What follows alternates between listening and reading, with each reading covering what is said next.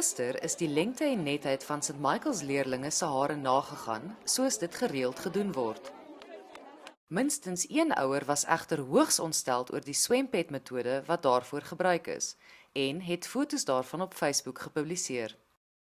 Vandag, tydens opening, kon die meisies praat oor hoe die toetse hulle laat voel en die skool, ouers en onderwysdepartement het onmiddellik ingespring om die kwessie uit die weg te ruim.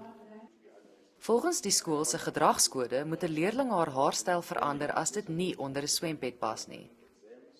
Rastalokke en vlegsels word toegelaat en ouers onderteken ook die gedragskode wat inligting oor die swempetmetode insluit.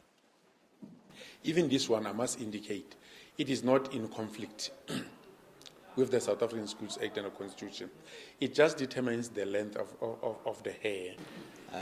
The policy prescribes a certain manner of hair with a swimming cap being used as part of determining the length of the hair.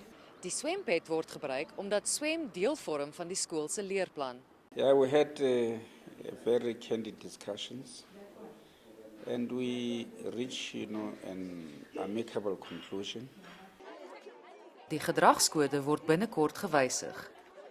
Jana Roos, E-nuus, Bloemfontein.